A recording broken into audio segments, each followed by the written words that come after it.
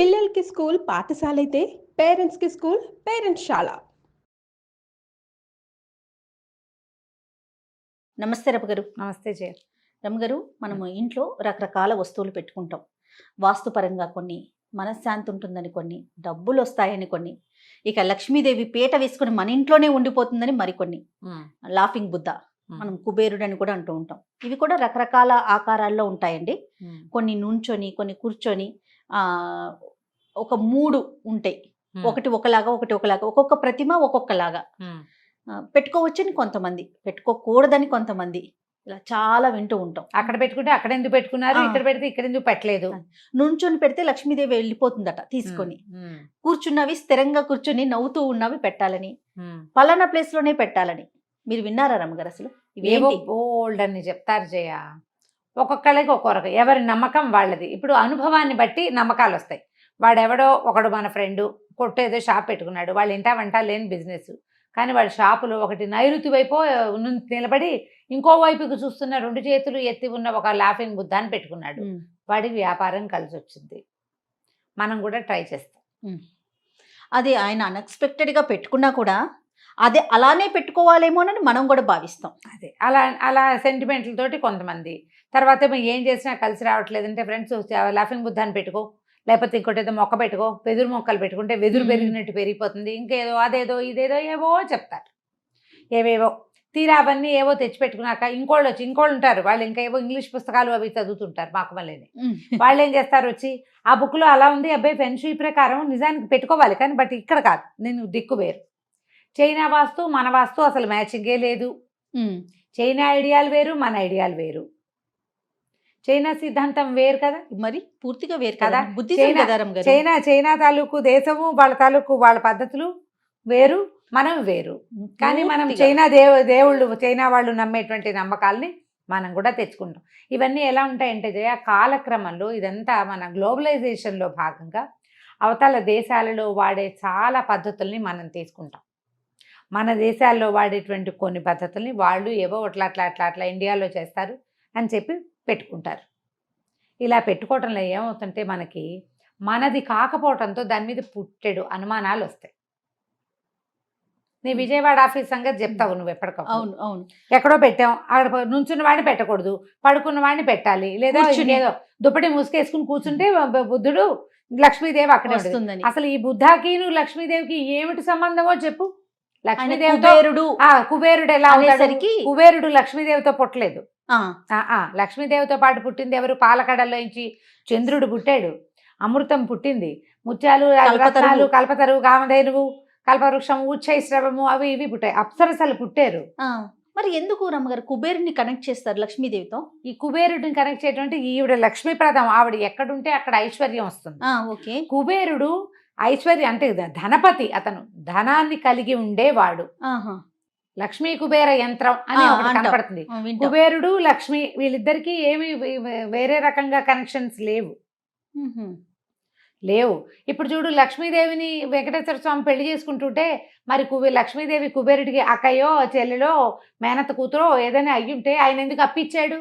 మా పిల్ల పెళ్ళేనని ఊరుకోలేదు కదా, అప్పిచ్చాడు. కుబేరుడు ధనపతి. ఈ దిక్పాలురలో ఒకడు ధనపతి, ఒకడు మరణాలకి అధిపతి, ఒకడు దిక్కులు నిర్దేశేవాడు, ఒకడు జలానికి అధిపతి. అట్లా ఉన్నారు కదా. కుబేరుడు ధనానికి అధిపతి. అయితే ఇప్పుడు మనకి లక్ష్మీ కటాక్షం కావాలనుకోండి, మనం లక్ష్మీదేవిని ప్రార్థిస్తాం, పూజిస్తాం. అలానే మరి కుబేరుని కూడా చేయాలా? కుబేరుణ్ణి ప్రార్థించక్కర్లా, పూజించక్కర్లా. మరి ఎలా? ఆయన పరిస్థితి ఏంటి? ఆయన ఏంటి? ఒక దిక్కుకి అధిపతి, ఆయనకి ఎట్లా గౌరవం? మనం సత్యనారాయణ వ్రతాలు చేస్తామా?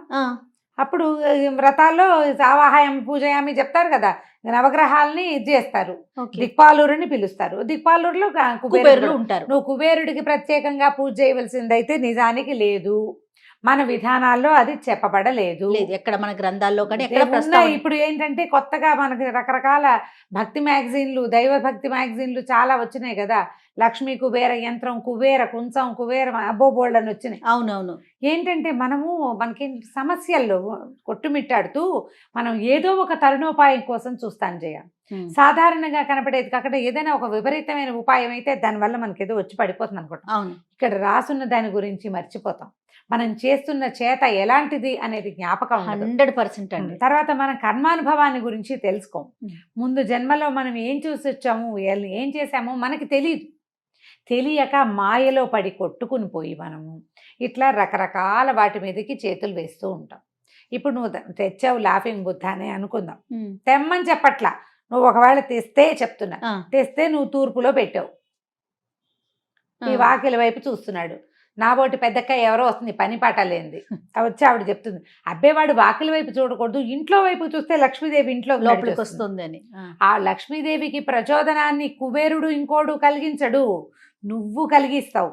నీ క్రియ, నీ శుభ్రత, నీ పద్ధతి, నీ తాలూకు కర్మ అది కలిగిస్తుంది. కుబేరుడు కానీ ఇంకొకటి కానీ దేవేంద్రుడిని పెట్టినా ఆవిడ రాదు. రాదు. దేవేంద్రుడే ఆవిడ్ని ప్రార్థించి ఎంతో కష్టపడితే కానీ స్వర్గలక్ష్మి మళ్ళీ ఆయన్ని చేరలేదమ్మా. దేవేంద్రుడే చాలా కష్టపడాలి లక్ష్మీ కటాక్షం కోసం. వీడిని ఎవరినో పెడితే వస్తుందని మీరు అనుకోవద్దు. అంటే ఒకవేళ ఎవరికైనా నమ్మకం ఉంది, పెట్టుకున్నాక మీకు మంచి జరిగిందంటే పూర్తిగా అది మీ ఇష్టం. పెట్టుకుంటే మంచి జరుగుతుందా అని నన్ను అడిగితే నేను చెప్పలేను, నాకు నమ్మకం లేదు, దాని మీద నమ్మకం లేదు. ఇది మన పొరుగు దేశం వాళ్ళు, వాళ్ళ ఉద్దేశం, వాళ్ళ అభిప్రాయం, వాళ్ళ నమ్మకం. నువ్వు ఉదయం సాయంత్రం సాంబ్రాణి వేసుకుంటే మంచిది, మీ మామ వేసేది, మీ అమ్మమ్మ వేస్తుంది. నువ్వు అమ్మ వాళ్ళ ఇంటికి వెళ్ళినా సాంబ్రాణి వాసన వస్తుంది, నాయనమ్మ ఇంటికి వెళ్ళినా సాంబ్రాణి వస్తుంది.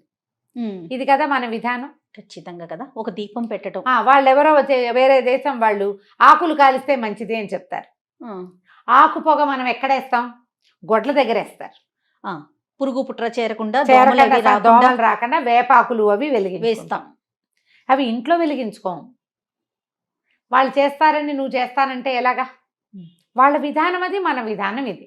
అవునవును. పూజ, భక్తి, దైవభక్తి, భగవంతుడి పట్ల విశ్వాసంతో ప్రవర్తించటం, మన నరసేవే నారాయణ సేవని భావించటం, ఇతరులకి మంచి చేయటం, చేయదగినంత సహాయం. దానం చేయలేకపోతే పోని, శక్తి లేదు, సహాయం చేయి, పోని చెయ్యొద్దు, కనీసం చెడ్డ మాట ఆడకుండా ఉండు. ఇల్లు శుభ్రంగా ఉంచుకో. నీకు లక్ష్మీ కటాక్షం కావాలంటే ఇది. పైగా కటాక్షం అంటే నీకు దేనికి పాత్రత ఉందో అంత ఇస్తుంది అమ్మవారు.